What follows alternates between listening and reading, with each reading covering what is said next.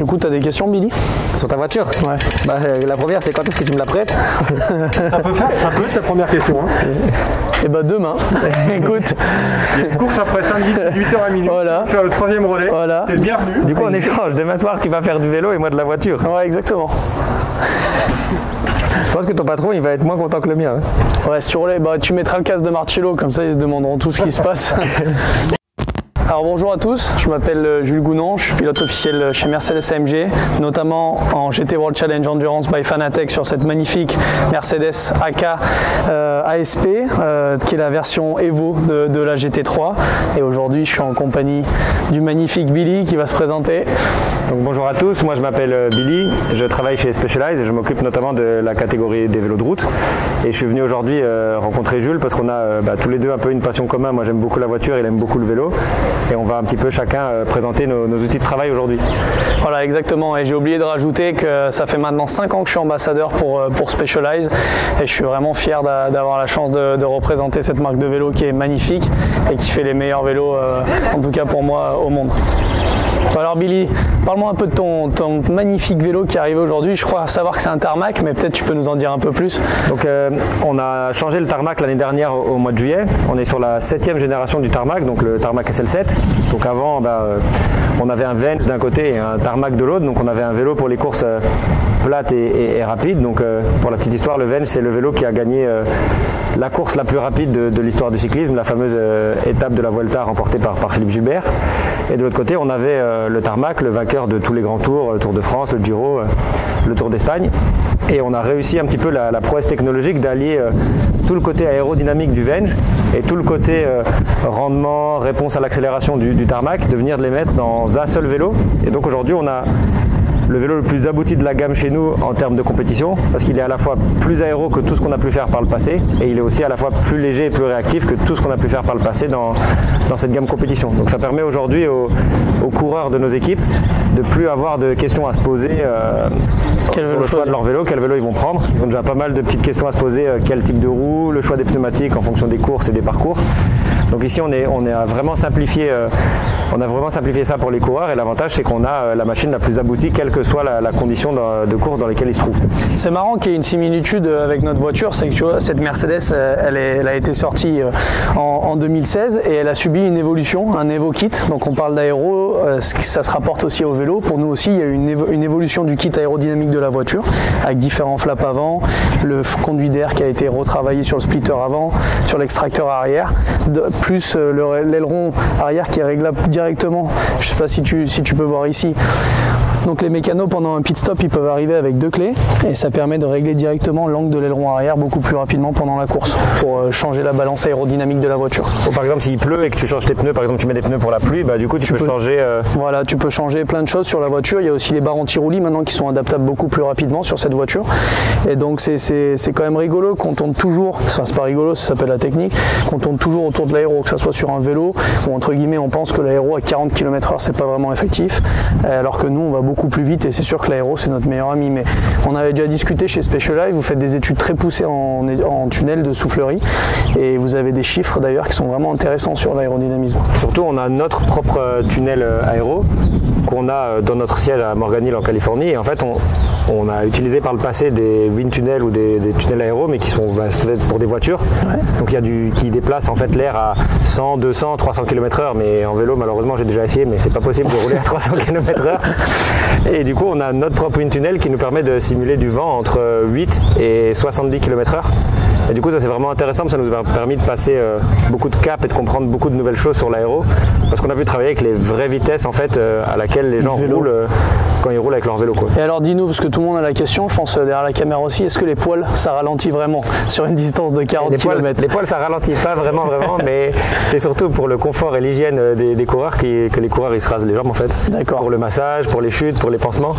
Mais si tu as des poils, tu vas pas rouler spécialement beaucoup moins vite que si tu n'en as pas. D'accord, mais par contre je me rappelle, ça peut être intéressant pour les spectateurs, qu'il y avait une étude qui avait été faite entre les t-shirts qui étaient portés trop grands, on va dire une taille L ou une tenue de contre-la-montre, et là les chiffres étaient vraiment énormes sur 40 km. On peut gagner, donc on a développé du textile spécifique, on peut gagner des fois jusqu'à 20 secondes sur 40 km avec le textile. Juste du textile. Et on a aussi mesuré, pour la petite anecdote, quand les gens ils ont trop chaud et qu'ils roulent par exemple avec un gilet sans manche. S'ils ne sont pas capables d'enlever leur gilet en roulant, rouler avec le gilet ouvert, ça fait perdre plus de temps que de s'arrêter pour le plier dans la poche de son maillot et de repartir. Ça c'est extraordinaire. Et c'est ça que je trouve magnifique avec Specialized, c'est que vous êtes très pointu sur toutes ces formes de questionnement où forcément on n'avait pas vraiment toutes les réponses.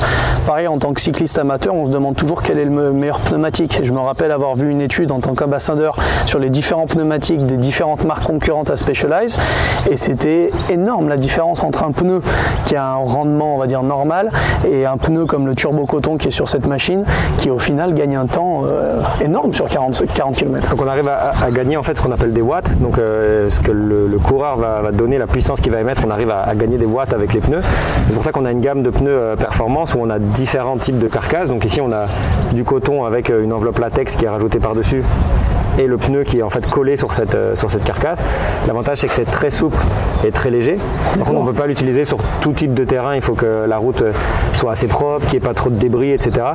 Et du coup on utilise des pneus qui sont parfois différents pour des courses, par exemple quand il va pleuvoir et que la route va être sale, mais aussi pour les courses où le revêtement peut être dégradé, les classiques printanières dans les pavés aussi. Des fois ça dépend un petit peu, les coureurs ils changent les pneumatiques. On a vraiment une gamme de pneumatiques qui nous permet d'avoir le confort, parce que le confort en fait c'est un peu comme toi dans ta voiture. Je pense qu'il y a des petites choses qui ont été mises en place dans ta voiture pour que même si c'est une voiture de course qui va très vite, il faut qu'elle soit confortable, parce que si tu subis plus que ce que tu ne devrais, au bout d'un moment tu peux accumuler de la fatigue et du coup être moins performant. Donc nous c'est un point super important pour les coureurs cyclistes aussi. Et après l'idée c'est d'avoir le pneu avec différents types de TPI, donc le type de gomme et la souplesse de la gomme, pour avoir des pneus qui sont plus efficaces sur certains types de terrain, et ça permet de choisir les pneus en fonction des objectifs et des courses. D'accord. Et nous, alors par exemple, on peut faire une similarité encore avec le sport automobile. Combien de kilomètres ça va tenir un pneu en Turbo Coton, on pourrait dire aujourd'hui? Ça va dépendre un petit peu. Déjà si tu roules sur le plat ou si tu roules en montée, parce que la répartition de la masse sur le vélo sera pas pareil, le poids un petit peu de la personne et le type de route, mais on va dire qu'on peut faire 2000 km avec un Turbo Coton si on va vraiment jusqu'au bout du pneumatique. D'accord. Alors nous, la différence avec nos Pirelli P0 qu'on utilise en GT World Challenge, c'est que si on va vraiment au bout du pneu, on va pouvoir faire un relais d'1 heure, donc ça va faire à peu près 170-180 km, et après le pneu, on le jette malheureusement. Donc voilà, pour le confort de notre voiture, malheureusement on est des athlètes, donc les constructeurs font pas forcément beaucoup d'efforts dans la voiture, il n'y a pas de clim, il n'y a pas grand chose. On a de la ventilation, avec un petit moteur on pourra aller à l'intérieur. Je pense que Quentin a mis une caméra à l'intérieur. D'ailleurs, si tu veux t'asseoir à l'intérieur de la voiture, Billy, comme ça on pourra discuter un petit peu de la voiture. Alors pour t'asseoir, tu mets ta main là, le pied en avant, et après tu t'assois. Donc tu vois par exemple nous, quand on parle de body fitting sur Specialized, comme on est trois à partager la voiture, on essaye d'avoir une position qui nous convient à tous les trois. Donc tu fais pas de... Et on a moi par exemple, Raffaele Marcello, notre coéquipier italien, est le plus grand des trois, avec Dani Juncadella. Et c'est lui qui fait la base, donc là tu es dans la base de Raffaele, et nous avec Dani on a un petit coussin à l'intérieur, juste pour nous surélever. Donc quand mais on peut pas avancer le siège ou... Alors tu peux avancer le volant, par exemple, je vais te montrer. Alors là, vas-y, tu peux le baisser de haut en bas, pousser, tirer. Alors tire-le vers toi, voilà, si tu veux être plus près. Après tu remets normalement. Et après pour les pédales, c'est ici. Donc là, pousse la tirette tout au bout. Vas-y, pousse là. Voilà. Et là, tu peux bouger ton pédalier normalement. Ok, ouais, il y a un ressort et il revient vers moi. Et en fait, quand je l'ai calé, je lâche. Voilà. Et là, c'est calé. Ok, donc toi, ça te permet quand même d'adapter un peu ta voiture à ta position de conduite. Exactement. Donc la seule aide qu'on a dans la voiture, tu peux appuyer si tu veux, c'est le dernier bouton tout à droite, s'appelle le fan SC. Vas-y, appuie dessus. Il y a 2 vitesses. Voilà. Il y a 2 vitesses. Voilà, ça c'est la seule ventilation qu'on a dans la voiture. Mais qui ventile l'air qui vient de l'extérieur. Donc s'il fait chaud dehors, il fera chaud automatiquement dans la voiture. Donc après on a beaucoup de boutons entre guillemets, comme tu peux voir sur la droite, sur la gauche, on peut y passer dessus. Donc là quand tu conduis, alors la première chose qu'on fait, en général on parle à la radio. Donc là, si on appuie ici, on peut parler avec le pit. Exactement, on est relié ici. D'ailleurs on verra sur mon casque après. Tu branches, voilà, tu branches. Là c'est le Drink Connect. Donc vous avez des bidons. Nous on a un tube qui est relié directement à notre bouche. Et quand on appuie sur le bouton Drink, on a de l'eau qui sort. Et du coup au ravito ils remplissent la voiture avec de l'eau. Ils remplissent. Alors là les pas encore sur ce panneau de porte, mais normalement on a la gourde qui vient ici. Ok.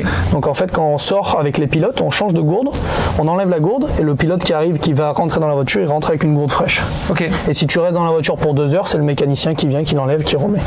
Parce que de toute façon, toutes les heures, tu es obligé de passer par le pit. Même si tu devais rouler 3 heures, tu es obligé de changer tes pneus et de mettre de l'essence dans la voiture. Ouais, c'est surtout l'essence. Les pneus encore, on peut essayer de faire 2 relais avec, pour essayer de faire la stratégie, même si ça n'a vraiment pas l'importance. Mais voilà, la voiture, elle fait 120 litres à l'heure. Et ça, malheureusement, le réservoir, il fait 120 litres, on peut pas faire plus. Ok. Donc voilà. Le bouton neutral pour mettre au neutre. Le bouton chrono, c'est vraiment, en fait, quand on roule en blanc-pain, on a un timing entre l'entrée de la pit lane et la sortie de la pit lane qui doit être respecté. Ce bouton-là nous permet d'avoir des informations sur ça. Ah, donc quand tu rentres, même si admettons ils font tout ce qu'il faut très rapidement, parfois tu es obligé d'attendre un petit peu. On est obligé d'attendre voilà, avant de repartir. Start and stop, ça c'est pour démarrer. Le pit limiter, tu peux appuyer si tu veux, ça fera rien. Et on va le voir là-dessus, vas-y appuie. Pit speed active. Bon là on a fuel level low parce que la voiture elle revient des vérifications techniques, ça veut dire qu'il y a peu d'essence dans la voiture. Ok. Le pit speed, donc dans la pit lane, c'est interdit d'aller à plus de 60 km/h. Une fois que tu appuies sur ce bouton-là, pit speed, tu peux accélérer à fond. La voiture, elle ira qu'à 60 km/h. Par contre, si tu rentres à 70, elle freine pas pour toi. Non, tu es obligé de freiner. Mais par contre, si tu es à 70 km/h et que tu accélères à fond, la voiture, elle n'accélère pas. Okay. Parce qu'une fois que tu mets le pit speed, elle peut pas aller plus que 60. Donc voilà. Et le bouton flash, si tu appuies sur flash, ça va flasher les lampes à l'avant. Okay. Là, on ne voit pas trop de jour, mais voilà. À droite de toi, alors on va attaquer par les 2 grosses roulettes que tu vois ici. Ça c'est l'ABS et le traction control que tu tournes exactement, voilà, comme ça tu peux tourner, voilà, tu peux mettre à 8 par exemple, c'est la position de base chez Mercedes. Donc l'ABS c'est un système comparé au vélo qui n'est pas encore, qui sera peut-être introduit un jour, qui évite le blocage des roues. C'est-à-dire qu'il y a un système à droite qu'on voit, qu'on verra plus tard sur la droite dans toutes les parties techniques, qui dès qu'il sent, comme on a des capteurs de vitesse sur chaque roue, il y a plus de 200 capteurs dans la voiture. Dès qu'il sent que la roue bloque, il va injecter de la pression sur l'étrier de la roue qui bloque pour enlever les plaquettes, pour éviter le blocage de roue à une vitesse très très élevée. Donc en fait, ça fait en une fraction de seconde quoi. Même pas, je pense qu'il faudrait demander à Nicolas, notre ingénieur, mais je pense que c'est en millième de seconde tellement ça va vite. Alors nous, comparé au Specialized, donc bien sûr on a un V8 à l'intérieur qui est toujours atmosphérique. Donc comme je te disais tout à l'heure d'ailleurs, les brides de la BOP, donc comme on expliquait. Donc tu vois, il y a une bride qui est faite à l'admission, avec un numéro qui est plombé, tu vois, tout est plombé par les contrôleurs techniques, pour restreindre l'arrivée d'air dans le moteur, donc pour enlever de la puissance. Donc tu vois tous les plombages d'ailleurs qui viennent, la voiture elle sort d'être plombée, donc pour être sûr que personne touche. C'est un truc de chez AMG ça, en fait il y a le nom de la personne qui fait le moteur. C'est ça, toujours. Donc voilà, ça c'est l'ancien moteur de la SLS qui est toujours dans cette voiture là, qui est un moteur super fiable, un V8 atmosphérique, ça doit être 6 litres 2. C'est un super moteur, beaucoup de couple. Je pense que c'est un des derniers moteurs non turbo de la grille, avec la Porsche. Il y a maintenant aujourd'hui la Ferrari avec un turbo, la Bentley avec un turbo. Il y a l'Audi et la Lamborghini qui sont toujours avec un atmosphérique. Et c'est ça qu'on aime aussi en GT, comparé peut-être à la MP2 par exemple pour les passionnés, c'est qu'il y a différentes sonorités de moteur.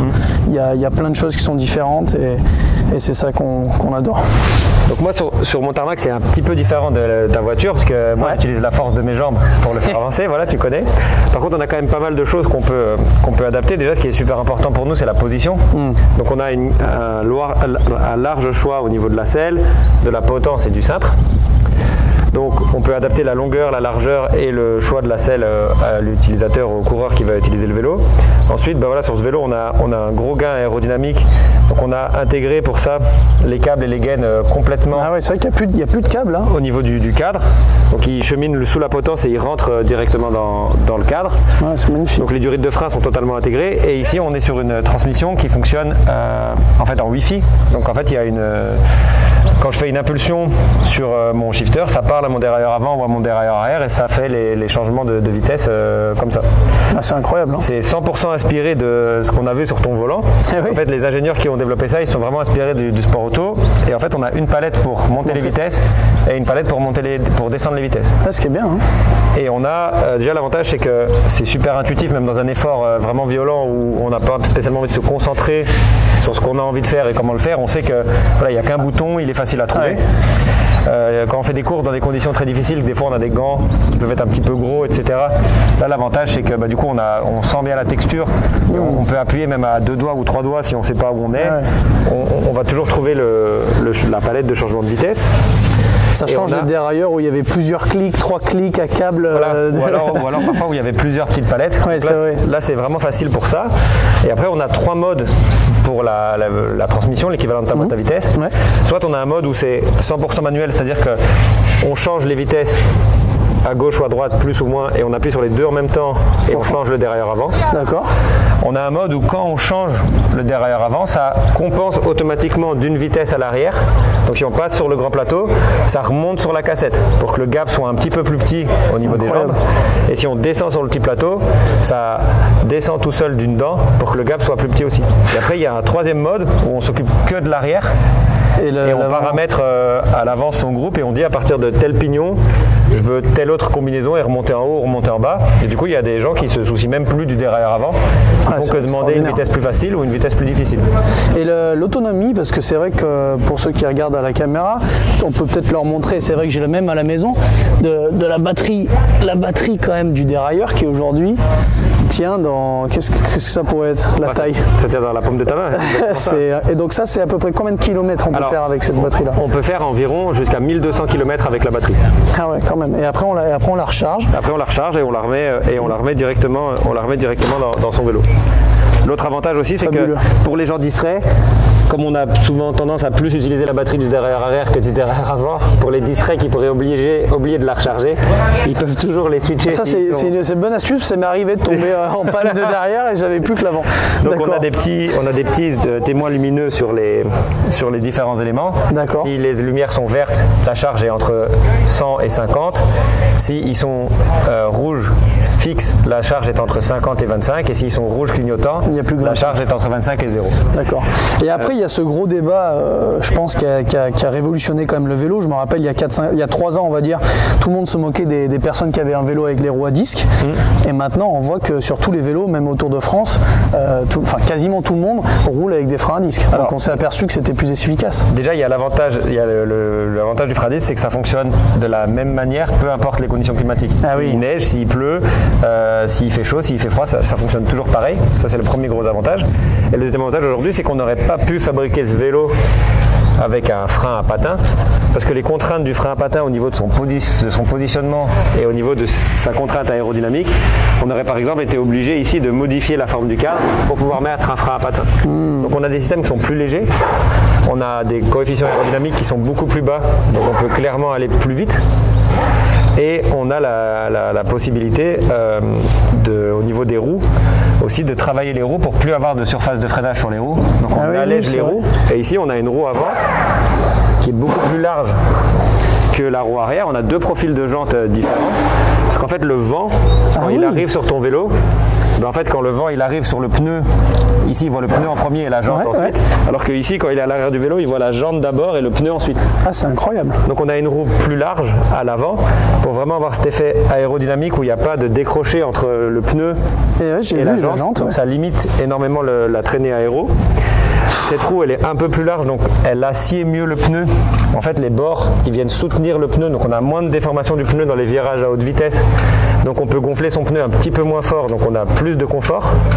Et en plus on a une bien meilleure tenue de route. Et par contre derrière on a une roue qui est un petit peu plus haute et un petit peu plus fine, parce que c'est clairement ce que le vent voit, c'est le bord d'attaque du vent. Et du coup ça nous permet d'avoir un vélo qui a une très bonne inertie, des roues qui sont très rapides et qui sont légères.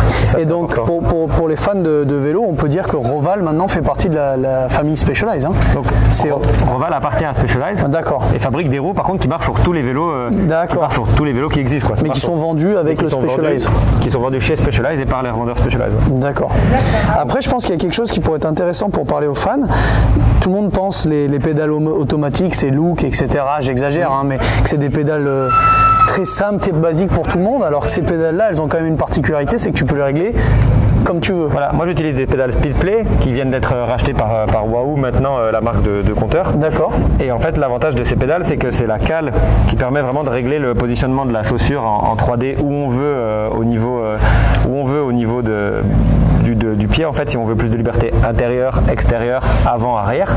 Ouais. Et ensuite l'avantage de ça c'est que c'est la marque de pédale où on a la hauteur, donc quand on va venir clipser sa chaussure sur la pédale, pour avoir le coup de pédale le plus rond possible, il faut limiter la hauteur entre la semelle de la chaussure et le centre de l'axe de la pédale. Au plus on vient au centre de cet axe, au plus on va avoir un coup de pédale qui est fluide parce qu'on n'est pas décalé en fait sur le mouvement de rotation de son pédalier. Donc ça c'est l'avantage. Et vu qu'on parle des pédales, ben, sur mon pédalier j'ai aussi un système ici. C'est un capteur de puissance et du coup à l'instar des capteurs que tu avais dans ta voiture, moi ça me permet en temps réel de savoir la fréquence de pédalage, la force que je mets dans mon pédalier et du coup ça sert pour s'entraîner, ça sert aussi pour faire des choix techniques et ça sert aussi en course pour savoir à quel niveau à quel niveau physique tu te situes en fait, où tu connais ton maximum, pendant combien de temps tu peux le tenir, etc. Et du coup aujourd'hui les athlètes dans les grands cols, ils utilisent ça pour gérer leur effort et être sûr de monter au maximum de leur capacité l'ascension. Ce qui est incroyable, c'est qu'ici, je pense que derrière la caméra aussi, il y a beaucoup de fans de vélo, donc c'est vrai qu'on sait cette technologie qui a été mise en place par les différents manufacturiers du vélo, mais on se rend compte que voilà, aujourd'hui, un vélo de course, c'est vraiment une bête très pointue et qu'il y a de plus en plus d'études des données, qu'il y a un parallèle qui est très similaire entre la course automobile et le vélo, et c'est aero is everything, comme ils disent. Oui. C'est vrai que c'est incroyable. J'avais jamais vu que ce bord de jante avant, et c'est vrai que maintenant que tu me le dis, est vachement plus large et en fait le bord arrière est très fin pour essayer de, je pense, évacuer l'air au mieux. Un maximum. Donc en fait, la roue avant et la roue arrière dissociées, c'est quand on y pense assez logique parce que c'est mon pneu avant qui voit l'air. Ça fait combien d'années que ça a été mis en place? C'est Hero, on les a développés en même temps qu'on a développé ce vélo en fait. Donc ça fait 2 ans. Ça fait 1 an, juillet 2020. Ça fait même pas encore 1 an, ça fait quasiment 10 mois, 11 mois. Ah, c'est incroyable. Hein. Donc après on a allégé le vélo maximum, donc on a cette fameuse norme UCI qui nous contraint à avoir, les coureurs doivent avoir un vélo à 6,7 kg. D'accord. Mais avec tous les éléments qui ne peuvent pas, tous les éléments qui peuvent être enlevés à la main sans outil ne comptent pas. Donc par exemple lors de la pesée officielle, on ne compte pas le compteur. D'accord. S'il y a des bidons sur le vélo, bien évidemment on ne compte pas les bidons. Donc quand il y a le contrôle, il y a le contrôle de poids s'effectue comme ça. Et que se passe-t-il si on est en dessous? On doit le lester. D'accord, et le vélo est disqualifié ou... Si par contre tu gagnes la course avec un vélo à 6,4 kg et que c'est avéré que tu as gagné qu'un vélo à 6,4 kg, oui tu seras disqualifié. D'accord, donc comme nous on a un contrôle de poids aussi à l'arrivée. Voilà. Et nous ce qu'on a aussi sur pas mal de courses, maintenant on voit des petits boîtiers noirs derrière les vélos des coureurs. Et en fait ça permet aux gens d'analyser et aux commentateurs de course d'avoir accès à toutes les données du coureur en temps réel. Donc ils connaissent le rythme cardiaque du coureur, ils peuvent connaître sa cadence de pédalage, sa puissance et la vitesse à laquelle il se déplace. Donc moi mon compteur GPS Wahoo, il est connecté à mes shifters et mes dérailleurs. Donc en permanence, je sais, grâce à mon capteur ici, quelle puissance je fais, à quelle cadence je tourne mes jambes. Mais je sais aussi dans quel rapport de vitesse je me situe. Et je sais aussi combien de fois j'ai changé de vitesse et après je peux analyser avec une application combien de temps j'ai passé sur quel pignon, etc.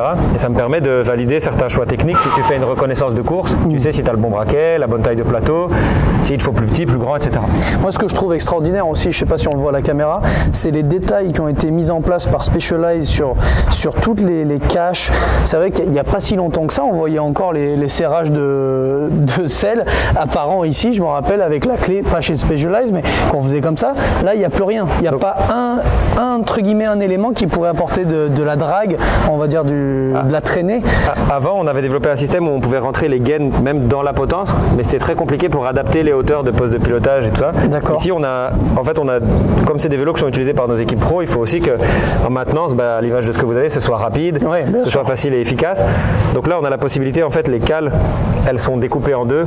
Donc une fois qu'on vient desserrer la potence, on peut ouvrir les cales pour avoir accès au système directement et faire des ajustements de hauteur de poste de pilotage. D'accord. On a les gaines qui sont sous la potence, comme ça le coureur il est vraiment libre au niveau de son choix de poste de pilotage. On peut mettre un cintre traditionnel, un cintre plus aérodynamique, ça dépend vraiment de ce qu'il cherche en termes de position, la taille de ses mains, le rapport entre la hauteur et la profondeur, etc. Sur mesure. Et après on avait à l'époque, comme tu le disais, le collier de selle. Ouais. Donc ici l'avantage c'est qu'encore une fois au niveau traînée aéro, en fait mon serrage de selle il est caché sous mon petit joint qui est ici. pour venir vraiment faire la finition. Et l'autre avantage, c'est qu'on a une tige de selle qui est plus longue hors du cadre. Du coup, ça permet de gagner du confort parce qu'on joue sur la forme de la tige de selle pour avoir du flex. Et du coup, ça permet, quand tu fais des heures de selle, quand tu es assis sur ton vélo et que tu passes dans un trou, de ne pas emmagasiner 100% de l'énergie que ton vélo reçoit, mais justement d'avoir quand même du confort. Même si c'est un vélo de course, c'est super important pour les athlètes qui font des étapes de 200 km autour de France pendant 3 semaines, d'avoir un maximum de confort. Donc on travaille la position, on travaille le composite, les matériaux en carbone pour avoir de la rigidité où on en a besoin, mais pour avoir aussi du flex dans les zones nécessaires. Et de toute façon, si on faisait un vélo qui n'était que rigide, il ne prendrait jamais une courbe convenablement parce qu'il faut qu'il puisse se déformer dans certaines zones pour pouvoir virer, etc. Mais c'est vrai que je me rappelle, moi, pour avoir commencé chez Specialized avec, je pense, un Tarmac SL4 à l'époque, qui était, moi qui faisais pas beaucoup de vélo, les premières sorties ont été très dures parce que le vélo était très rigide. Et aujourd'hui, avec Mercedes, c'est vrai que j'ai également un gros programme, donc j'ai peu de temps roulé. Et je trouve que les vélos S-Works maintenant, particulièrement le Tarmac, où moi je roulais avec le Roubaix, sont beaucoup plus faciles et abordables à rouler pour le commun des mortels, entre guillemets amateur, et pas quelqu'un comme toi, Billy, qui fait 30 000 km par an. Et ça, je trouve, ça a été un grand pas en avant aussi de la marque Specialized. Déjà, je fais que 25 000, parce que 30 000, c'est vraiment beaucoup. Mais en fait, on s'est rendu compte à force du développement du carbone que justement, en fait, un vélo qui est vraiment que rigide, où on se focalise sur la performance du vélo en se disant il faut absolument que ça transfère les watts. En fait, on s'est rendu compte aujourd'hui que c'est pas ce qui se fait de plus performant, parce que le vélo, il doit être rapide en montée, au sprint, mais il doit aussi être rapide dans les descentes. Du coup, il faut qu'il ait un certain flex pour pouvoir garder du grip, venir s'inscrire correctement dans la courbe. Et on s'est surtout rendu compte que si l'athlète il est fatigué par son matériel avant d'arriver en fin de course, donc là où en fait il doit être capable d'exprimer 100% de ses capacités pour gagner, ça n'a aucun intérêt, quoi. C'est pour ça qu'au fur et à mesure des générations du Tarmac, le SL4 c'est un vélo qui était quand même très performant mais un petit peu rigide, et il fallait surtout pas avoir de passe 100. On l'a corrigé un petit peu sur le SL5, le SL6 c'était un petit peu c'était vraiment la référence dans ce domaine-là. Et là sur le SL7 on passe un cap, c'est qu'on garde cette facilité d'usage, mais on vient ajouter tout l'aspect aéro du vélo, qui est super important. Bon, c'est super, j'espère que vous avez vraiment apprécié cette discussion qu'on a pu avoir avec Billy. Pour moi, c'est incroyable de voir toute la technologie qui a été mise en place par Specialized au fur et à mesure des années et du temps, et la similitude avec notre voiture de course. Et on voit que dans tous les milieux sportifs à haut niveau, c'est le détail qui compte. Et aujourd'hui, on l'a vu encore sur le vélo comme sur ma voiture. On a peu parlé de setup sur ma voiture, mais c'est toujours des petits détails qui font les grandes différences. Et aujourd'hui, on l'a vu avec la voiture, avec le vélo, pardon. Merci Billy. J'ai bien aimé la visite de ta voiture. Je me suis senti bien à l'aise dans le siège, et si tu veux, demain on échange, tu peux aller faire un tour de vélo et moi je fais un tour de voiture. Mais moi je veux bien, mais il va falloir que tu discutes avec mon patron d'écurie pour savoir si tu peux rouler, et ça je suis moins sûr. On met une combinaison, un casque, on se cache un petit peu, mais je pense qu'ils vont vite le voir sur la piste. Par contre, je pense qu'ils vont vite le voir. 6 minutes 32 pour faire un tour. Non, je pense pas, mais c'est rigolo qu'on discutait des temps. Donc toi tu avais fait quoi ici, ton meilleur tour? Mon meilleur tour ici c'est 7,06 sur le circuit de 4,3 km. D'accord, alors moi j'avais fait la pole il y a 2 ans en 1,52, tu vois, avec la voiture, sur le circuit de 5 km 8. Ça roule 5 fois plus vite, on va dire. Ouais, on a un moteur, un toto-moteur, c'était genre. Bon, voilà. Bon, merci à tous de nous avoir suivis pour ce premier épisode d'Endurance Info Cycling. Et puis j'espère de vous voir à très vite. Merci Jules, merci à tous. Merci. Ciao les gars.